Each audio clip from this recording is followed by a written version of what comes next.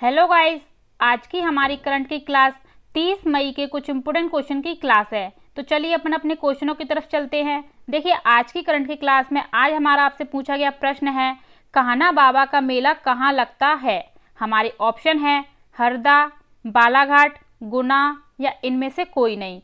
आपको इसका सही आंसर कमेंट बॉक्स में कमेंट करके बताना है कि कान्हा बाबा का मेला कहाँ लगता है। ठीक है, चलिए अपन अपने अगले क्वेश्चनों की तरफ चलते हैं।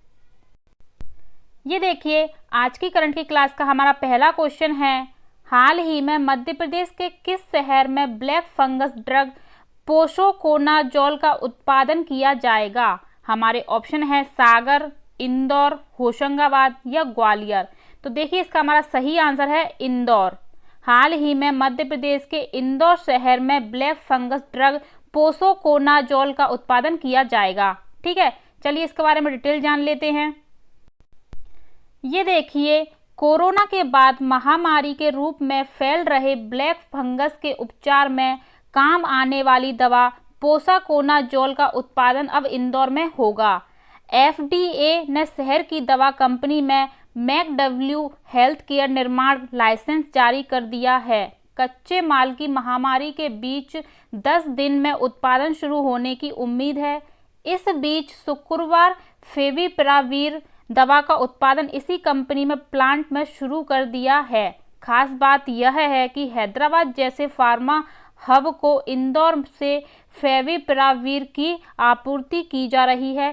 पहली बैच का बड़ा हिस्सा हैदराबाद भेजा जा रहा है। ठीक है, तो आप लोग ध्यान रखना, पोसाकोनाजोल का उत्पादन अब इंदौर में किया जा रहा है। ठीक है फ्रेंड्स, चलिए अपन अपना अगला क्वेश्चन देखते हैं। ये देखिए, हमारा अगला क्वेश्चन है, हाल ही में मध्य प्रदेश के किस बोर्ड द्वारा इंदौर में पर्यावरण दिवस पर पारिस्थितिक तंत्र की पुनः स्थापना विषय के लिए प्रतियोगिता आयोजित की जाएगी। हमारे ऑप्शन है मध्य प्रदेश प्रदूषण नियंत्रण बोर्ड, शिक्षा मंडल बोर्ड, ए और बी दोनों या इनमें से कोई नहीं। तो देखिए, इसका हमारा सही आंसर है मध्य प्रदेश प्रदूषण नियंत्रण बोर्ड। हाल ही में मध्य प्रदेश प्रदूषण नियंत्रण बोर्ड के द्वारा इंदौर में पर्यावरण दिवस पर पारिस्थितिक तंत्र की पुनः स्थापना विषय के लिए प्रतियोगिता आयोजित की जाएगी। ठीक है फ्रेंड्स, चलिए अपन इसके बारे में डिटेल जान लेते हैं। ये देखिए, मध्य प्रदेश प्रदूषण नियंत्रण बोर्ड इंदौर द्वारा 5 जून पर्यावरण दिवस पर पारिस्थितिकी तंत्र की पुनः स्थापना, इकोसिस्टम रिस्टोरेशन विषय पर सिंगल यूज प्लास्टिक की रोकथाम, जलवायु प्रदूषण तथा नियंत्रण प्रबंधन सहित ऑनलाइन स्लोगन एवं चित्रकला प्रतियोगिता आयोजित की जाएगी। इस प्रतियोगिता में भाग लेने वाले इच्छुक प्रतिभागी 4 जून शाम 5 बजे तक मध्य प्रदेश प्रदूषण नियंत्रण बोर्ड के ईमेल mpcb5june21@gmail.com पर जानकारी भेजकर रजिस्ट्रेशन करवा सकते हैं। बोर्ड के अधिकारियों के अनुसार प्रतिभागियों को प्रतियोगिता में भाग लेने के लिए अलग अलग ग्रुप बनाए गए हैं। ठीक है फ्रेंड, तो आप लोग ये ध्यान रखना। और पर्यावरण दिवस हमारा 5 जून को मनाया जाता है। ठीक है फ्रेंड्स, ये भी आप लोग ध्यान रखना। चलिए अपन अपना अगला क्वेश्चन देख। ये देखिए फ्रेंड्स, हमारा अगला क्वेश्चन है, हाल ही में मध्य प्रदेश के किस कॉलेज में एल्यूमिनी टॉक का आयोजन किया जा रहा है। हमारे ऑप्शन है गजरा राजा medical college, oriental college, Mahatma Gandhi medical college या इनमें से कोई नहीं। तो देखिए, इसका हमारा सही आंसर है ओरिएंटल कॉलेज। हाल ही में मध्य प्रदेश के ओरिएंटल कॉलेज में एल्यूमिनी टॉक का आयोजन किया जा रहा है। ठीक है फ्रेंड्स, आप लोग ये ध्यान रखना। चलिए इसके बारे में डिटेल जान लेते हैं। ये देखिए, ओरिएंटल ग्रुप ऑफ इंस्टीट्यूट्स में एल्यूमिनी टॉक का आयोजन किया गया। इसमें diploma, BE, BTech, BSc, BCom, BBA, MBA आदि विषयों के छात्र छात्राओं ने हिस्सा लिया। कार्यक्रम की शुरुआत संस्था के टीपीओ प्रोफेसर मिलन चौबे ने एल्यूमिनी टॉक की मुख्य वक्ता के परिचय के साथ किया। ठीक है, तो आप लोग याद रखना, एल्यूमिनी टॉक का आयोजन ओरिएंटल कॉलेज में किया जा रहा है। ठीक है फ्रेंड्स, चलिए अपन अपने अगले क्वेश्चन की तरफ चलते हैं। ये देखिए, हमारा अगला क्वेश्चन है, हाल ही में मध्य प्रदेश के किस मेडिकल कॉलेज ने ब्लैक फंगस के इलाज का दूसरा विकल्प ब्रोंकोस्कोपी को खोज निकाला है। हमारे ऑप्शन है Gwalior medical college, Jabalpur medical college, Indore medical college या इनमें से कोई नहीं। तो देखिए इसका हमारा सही आंसर है जबलपुर मेडिकल कॉलेज। हाल ही में मध्य प्रदेश के जबलपुर मेडिकल कॉलेज ने ब्लैक फंगस के इलाज का दूसरा विकल्प ब्रोंकोस्कोपी को खोज निकाला है। ठीक है, तो चलिए इसके बारे में डिटेल जान लेते हैं। ये देखिए, ब्लैक फंगस से संक्रमित मरीजों की संख्या में बढ़ने के कारण नेताजी सुभाष चंद्र बोस मेडिकल कॉलेज अस्पताल में 2 ऑपरेशन थिएटर चालू किए गए हैं। यह निर्णय लेना पड़ा कि ताकि मरीजों को ऑपरेशन के लिए इंतजार न करना पड़े।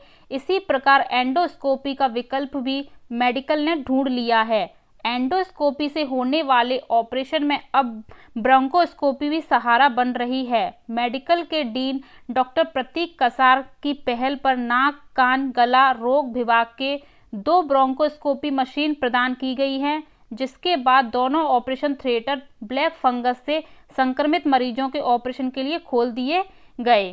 ठीक है फ्रेंड, तो आप लोग ये ध्यान रखना, जबलपुर मेडिकल कॉलेज।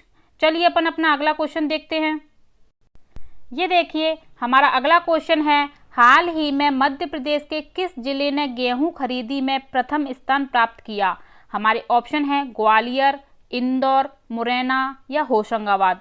तो देखिए इसका हमारा सही आंसर है होशंगाबाद। हाल ही में मध्य प्रदेश के होशंगाबाद जिले ने गेहूं खरीदी में प्रथम स्थान प्राप्त किया है। चलिए इसके बारे में डिटेल जान लेते हैं। ये देखिए, गेहूं खरीदे और परिवहन में होशंगाबाद जिला प्रदेश में नंबर 1 बना। जिले में कोरोना की चुनौतियों के साथ साथ समर्थन मूल्य पर किसानों से गेहूं खरीदी कार्य शुक्रवार बंद हो गया। होशंगाबाद जिला पिछले वर्ष की तरह इस वर्ष भी गेहूं खरीदी में प्रदेश में नंबर 1 है। होशंगाबाद जिले में 75,709 किसानों से 8.52 लाख मीट्रिक टन खरीदी की गई है। ठीक है, तो आप लोग ध्यान रखना, गेहूं खरीदी में प्रदेश में नंबर 1 होशंगाबाद पिछले वर्ष की तरह इस वर्ष भी बना है। चलिए अपन अपना अगला क्वेश्चन देखते हैं। ये देखिए, हमारा अगला क्वेश्चन है, मध्य प्रदेश के सभी विश्वविद्यालयों में रक्त जांच लैब की स्थापना की जाए, यह घोषणा किसने की है? हमारे ऑप्शन है तुलसीराम सिलावट, शिवराज सिंह चौहान, आनंदीबेन पटेल या इनमें से कोई नहीं। तो देखिए इसका हमारा सही आंसर है आनंदीबेन पटेल। मध्य प्रदेश के सभी विश्वविद्यालयों में रक्त जांच लैब की स्थापना की जाए, यह घोषणा हाल ही में आनंदीबेन पटेल ने की है। ठीक है, ये हमारे मध्य प्रदेश की राज्यपाल हैं, राज्यपाल। ठीक है फ्रेंड्स, आप लोग ध्यान रखना, मध्य प्रदेश की राज्यपाल हैं। चलिए अपन अपना अगला क्वेश्चन देखते हैं। ये देखिए, हमारा अगला क्वेश्चन है, हाल ही में मध्य प्रदेश के किस शहर में रोइंग सेंटर स्थापित किया जा रहा है? हमारे ऑप्शन है दतिया, ग्वालियर, भोपाल या शिवपुरी। तो देखिए इसका हमारा सही आंसर है दतिया। हाल ही में मध्य प्रदेश के दतिया शहर में रोइंग सेंटर स्थापित किया जा रहा है। ठीक है, तो फ्रेंड्स आप लोग ध्यान रखना, दतिया शहर में। चलिए अपन अपना अगला क्वेश्चन देखते हैं। ये देखिए फ्रेंड्स, अपन परीक्षा उपयोगी महत्वपूर्ण मई माह के प्रमुख दिवसों का रिवीजन कर लेते हैं, जिससे हम एग्जाम में भूले ना। तो देखिए, 1 मई को हमारा मजदूर दिवस मनाया जाता है, 3 मई को विश्व प्रेस स्वतंत्रता दिवस मनाया जाता है, 5 मई को मिडवाइफ दिवस मनाया जाता है, 8 मई को रेड क्रॉस दिवस मनाया जाता है, 11 मई को विश्व प्रौद्योगिकी दिवस मनाया जाता है, 12 मई को अंतर्राष्ट्रीय नर्सिंग दिवस मनाया जाता है, 15 मई को अंतर्राष्ट्रीय परिवार दिवस मनाया जाता है, 16 मई को हमारा अंतर्राष्ट्रीय प्रकाश दिवस मनाया जाता है और 17 मई को फ्रेंड्स हमारा विश्व दूर संचार दिवस मनाया जाता है, दूर संचार दिवस मनाया जाता है और 17 मई को ही हमारा उक्त रक्तचाप दिवस मनाया जाता है।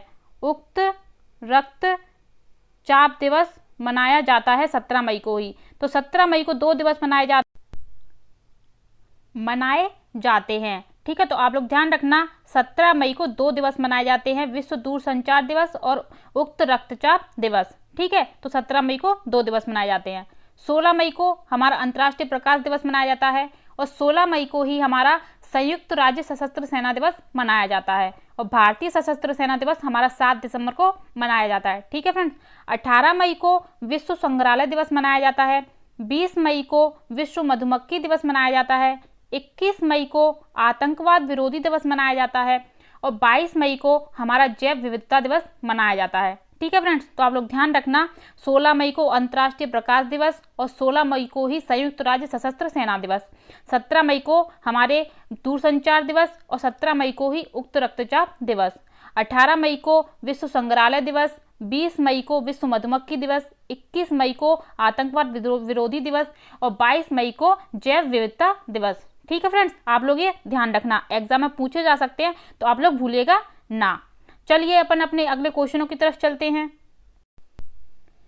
ये देखिए फ्रेंड्स, अपन एमपी स्टैटिक जीके के कुछ प्रीवियस ईयर क्वेश्चनों का रिवीजन कर लेते हैं, जिसमें हम आपके लिए MPPSC, MPSI, police, jail police और पटवारी के कुछ क्वेश्चन इंपोर्टेंट लेके आते हैं। ठीक है, जो कि एमपी स्टैटिक के प्रीवियस ईयर क्वेश्चन हैं। ठीक है, तो वो आपके आने वाले एग्जाम में बहुत महत्वपूर्ण होंगे। तो चलिए अपन अपने स्टैटिक के क्वेश्चनों की तरफ चलते हैं।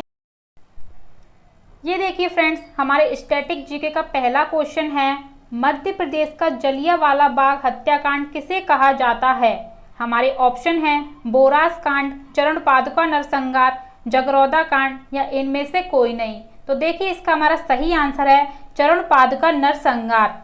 मध्य प्रदेश का जलियांवाला बाग हत्याकांड चरण पादुका नरसंहार को कहा जाता है। ठीक है, चलिए इसके बारे में डिटेल जान लेते हैं। ये देखिए फ्रेंड्स, मध्य प्रदेश का जलियांवाला कांड, मध्य प्रदेश का जलियांवाला कांड छतरपुर जिले के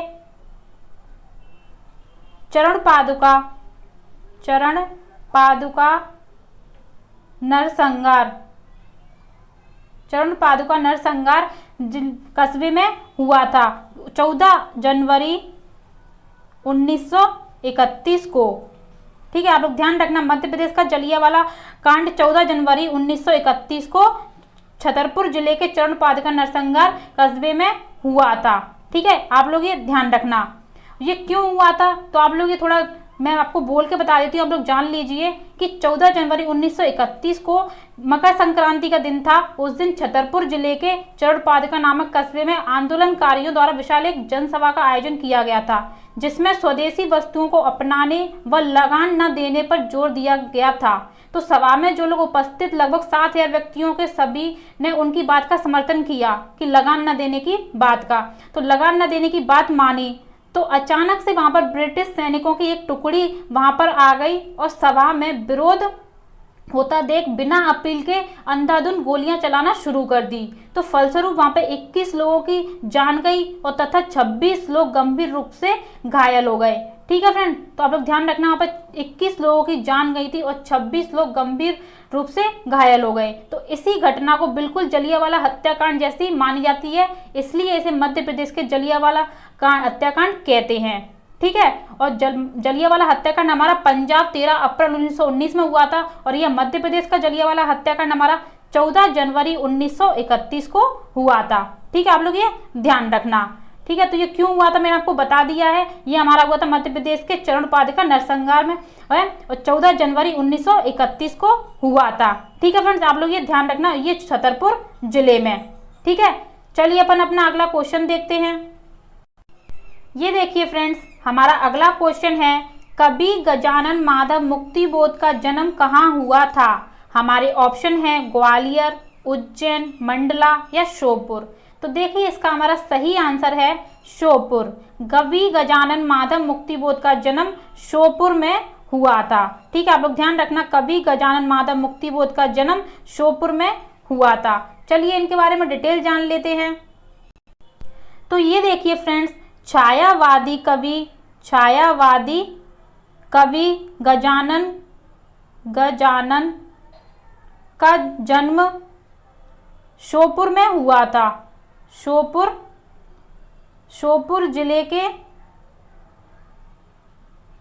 जिले में सन 1917 को हुआ था। ठीक है, आप लोग ध्यान रखना ये बात। ठीक है, श्योपुर में इनका जन्म हुआ था और सन 1917 में इनका जन्म हुआ था कवि गजानन माधव मुक्तिबोध का। ठीक है, इनकी प्रमुख रचनाएं कौन कौन सी, इनकी प्रमुख रचनाएं जान लो फ्रेंड्स, ये एग्जाम में पूछी जाती हैं तो आप लोगों के लिए बहुत लाभदायक होंगी। इनकी प्रमुख रचनाएं कौन सी हैं? तो चांद का मुंह टेढ़ा, चांद का मुंह टेढ़ा, ये इनकी प्रसिद्ध रचना है, आप लोग ध्यान रखना, एग्जाम में पूछी जा सकती है। चांद का मुंह टेढ़ा इनकी प्रमुख रचना है। एक है एक साहित्य डायरी, एक साहित्य डायरी, ये भी इनकी प्रसिद्ध रचना है, एक साहित्य डायरी। और कामायनी, कामायनी एवं पुनः विचार, ठीक है, ये इनकी प्रमुख रचनाएं हैं। चांद का मुंह टेढ़ा, पुनः विचार, एक साहित्य डायरी, कामायनी, ये इनकी प्रसिद्ध रचनाएं हैं। ठीक है, छायावादी कवि गजानन माधव मुक्तिबोध प्रसिद्ध कवि थे, तो आप लोग ध्यान रखना। इनका जन्म श्योपुर जिले में सन 1917 में हुआ था। ठीक है फ्रेंड्स, इनकी रचनाएं बहुत इंपॉर्टेंट है, एग्जाम में पूछी जा सकती हैं, तो आप लोग इनको बिल्कुल याद रखना। चांद का मुंह टेढ़ा, पुनः विचार, एक साहित्य डायरी और कामायनी प्रमुख रचनाएं हैं। ठीक है, इनका जन्म जिले में हुआ था, श्योपुर जिले में, ये जिला भी आप लोग याद रखना, ये एग्जाम में पूछे जाने वाले फैक्ट हैं। ठीक है, चलिए अपन अपना अगला क्वेश्चन देखते हैं। ये देखिए हमारा अगला क्वेश्चन है, ग्रेटर गंगऊ परियोजना किस नदी पर स्थित है? हमारे ऑप्शन हैं सोन नदी, ताप्ती नदी, चंबल नदी या केन नदी। तो देखिए इसका हमारा सही आंसर है केन नदी।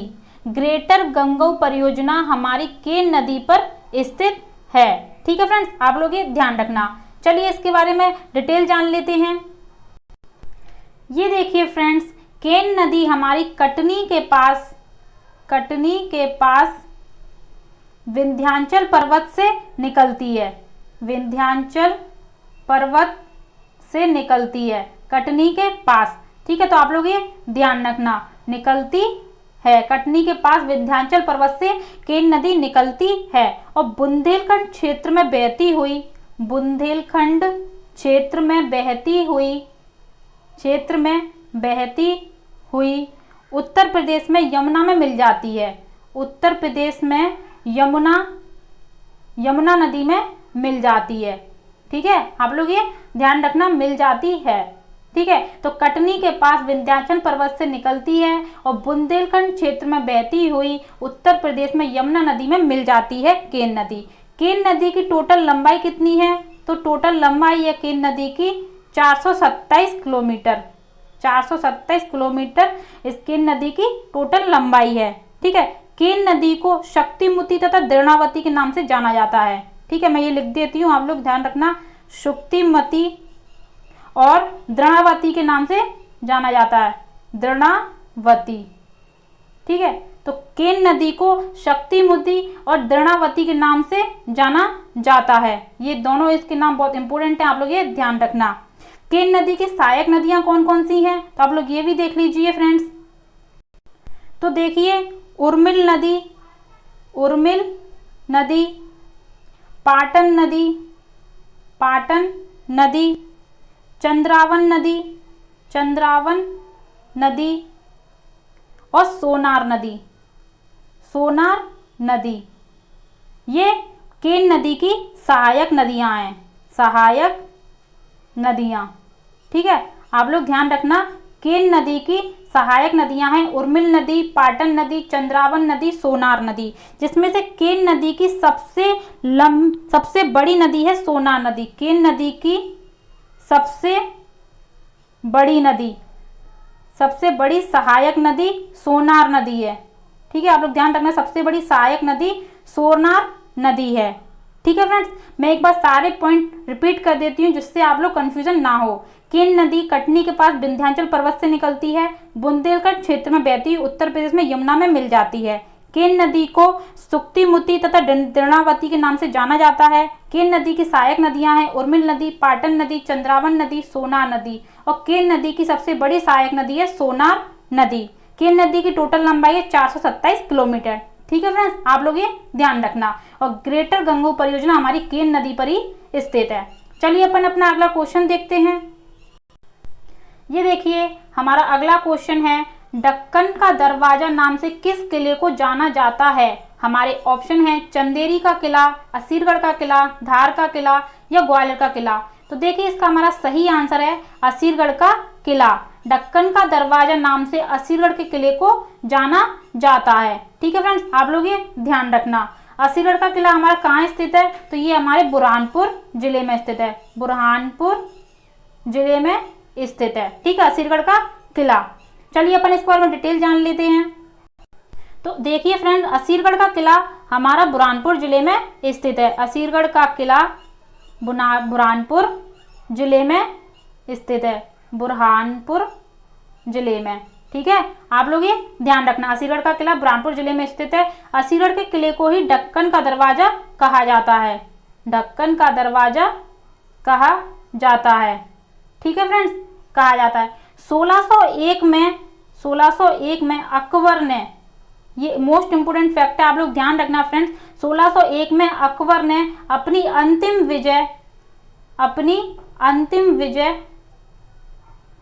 विजय में असीगढ़ के किले को जीता था, असीगढ़ के किले को जीता था। ठीक है फ्रेंड्स, आप लोग ध्यान रखना, 1601 में अकबर ने अंतिम विजय अपने में असीगढ़ के किले को जीता था। ठीक है फ्रेंड्स, आप लोग ये ध्यान रखना, जीता था। यही इसी किले में आशा देवी की प्रतिमा है, आशा देवी की प्रतिमा भी इसी किले में है, प्रतिमा, और वह मंदिर वो असीगढ़ के किले में ही स्थित है। ठीक है, आप लोग ये ध्यान रखना कि असीगढ़ के किले में ही आशा देवी की प्रतिमा और मंदिर स्थित है। और असीगढ़ के किले को किसने बनवाया? तो अहीर राजा ने बनवाया था। ये भी आप लोग ध्यान रखना कि किसने बनवाया था, ये पूछ लिया जाए तो अहीर राजा ने असीगढ़ के किले को बनवाया था। और फ्रेंड्स एक और बात, बुरहानपुर को दक्षिण भारत का प्रवेश द्वार कहा जाता है। ठीक है, आप लोग ये भी ध्यान रखना, दक्षिण भारत का प्रवेश द्वार कहा जाता है बुरहानपुर को। ठीक है फ्रेंड्स, मैं एक बार रिपीट कर देती हूँ, बुरहानपुर को दक्षिण भारत का प्रवेश द्वार कहा जाता है और ढक्कन का दरवाजे से नाम असीगढ़ के किले को जाना जाता है। 1601 में अकबर ने अपनी अंतिम विजय असीगढ़ के किले को जीता था। इस किले को अहीर राजा ने बनवाया था। यहीं पर आशा देवी की प्रतिमा और मंदिर स्थित है। ठीक है फ्रेंड्स, आप लोग ये ध्यान रखना, असीगढ़ का किला हमारा बुरहानपुर में स्थित है। चलिए अपन अपना अगला क्वेश्चन देखते हैं। ये देखिए हमारा अगला क्वेश्चन है, चटकोरा नृत्य किसके द्वारा किया जाता है? हमारे ऑप्शन है कोल जनजाति, सहरिया जनजाति, कोरकू जनजाति या भील जनजाति। तो देखिए इसका हमारा सही आंसर है कोरकू जनजाति। चटकोरा नृत्य हमारा कोरकू जनजाति द्वारा किया जाता है। ठीक है फ्रेंड्स, चलिए इसके बारे में डिटेल जान लेते हैं। तो देखिए फ्रेंड्स, कोरकू जनजाति में चटकोरा नृत्य किया जाता है, कोरकू जनजाति में चटकोरा नृत्य किया जाता है। ठीक है, ये मोस्ट इंपोर्टेंट फैक्ट है, एग्जाम में बहुत बार पूछा गया है। चटकोरा नृत्य कोरकू जनजाति में किया जाता है। इन जनजाति के प्रमुख देवता कौन से? कोरकू जनजाति के प्रमुख देवता जान लीजिए, देवता पूछे जाते हैं एग्जाम में। तो प्रमुख देवता हैं डोंगर देव, मुरवा देव, डोंगर देव, मुरवा देव, ये कोरकू जनजाति के प्रमुख देवता हैं। और प्रमुख विवाह कोरकू जनजाति के कौन कौन से हैं? प्रमुख विवाह भी आप लोग ध्यान रखना, कोरकू जनजाति के प्रमुख विवाह कौन कौन से हैं? तो लमसेना, हट विवाह, चित्तौड़ा, ये इसके प्रमुख विवाह हैं। ठीक है, आप लोग ये ध्यान रखना। और कोरकू जनजाति कहाँ पाई जाती है? तो यह प्रदेश के छिंदवाड़ा, बैतूल, हरदा, होशंगाबाद क्षेत्र में मुख्य रूप से निवास होती है। ठीक है, तो आप लोग ध्यान रखना, होशंगाबाद, छिंदवाड़ा, हरदा, बैतूल क्षेत्र में मुख्य रूप से निवास करती है। ठीक है, आप लोग ध्यान रखना, छिंदवाड़ा, बैतूल, हरदा, होशंगाबाद में ये निवास करती है। और इनके कोरकू जनजाति में चटकोरा नृत्य किया जाता है। इनके प्रमुख देवता याद रखना, डोंगर देव, मुरवा देव। और प्रमुख विवाह भी फ्रेंड्स आप लोग ध्यान रखना, लमसेना, चित्तौड़ा, हट विवाह, ये कोरकू जनजाति में किया जाता है। ठीक है फ्रेंड्स, और इसका ये आप लोग ध्यान रखना। और ये होशंगाबाद, छिंदवाड़ा, हरदा, बैतूल क्षेत्र में निवास करती है। ये सारे इंपोर्टेंट फैक्ट हैं, एग्जाम में पूछे जा सकते हैं। फ्रेंड्स मैं इंपोर्टेंट फैक्ट ही आपको पढ़ाती हूँ जो एग्जाम में पूछे जाएंगे। ठीक है, चलिए अपन अपना अगला क्वेश्चन देख। ये देखिए फ्रेंड्स, कल की करंट की क्लास में हमारा आपसे पूछा गया प्रश्न था, पुलिस वायरलेस प्रशिक्षण विद्यालय किस जिले में स्थित है? हमारे ऑप्शन है सागर, भोपाल, इंदौर या जबलपुर। तो देखिए इसका हमारा सही आंसर है इंदौर। पुलिस वायरलेस प्रशिक्षण विद्यालय इंदौर जिले में स्थित है। ठीक है फ्रेंड्स, चलिए अपन इसके बारे में डिटेल जान लेते हैं। तो देखिए फ्रेंड्स, आप लोग ध्यान रखना, पुलिस वायरलेस प्रशिक्षण विद्यालय हमारा इंदौर में स्थित है। पुलिस वायरलेस प्रशिक्षण विद्यालय इंदौर जिले में स्थित है। ठीक है फ्रेंड्स, आप लोग ये ध्यान रखना, इंदौर में एग्जाम में पूछा जा सकता है, तो इस फैक्ट को आप लोग ध्यान रखना, इंदौर जिले में स्थित है। और इंदौर में ही मध्य प्रदेश की मौसम वेधशाला यही इंदौर में ही स्थित है। मध्य प्रदेश की मौसम वेधशाला ये भी हमारी इंदौर जिले में ही स्थित है। ठीक है फ्रेंड्स, देवी अहिल्या विश्वविद्यालय भी हमारा इंदौर में ही है। देवी अहिल्या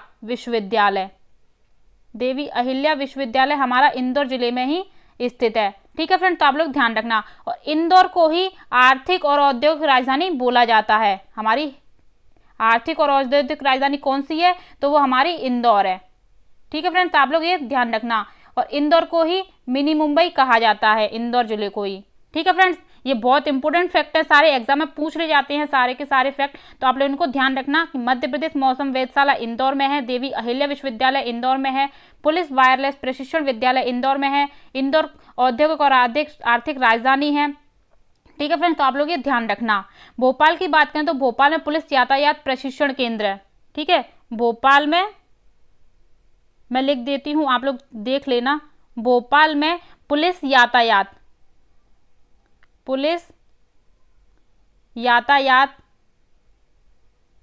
प्रशिक्षण केंद्र है।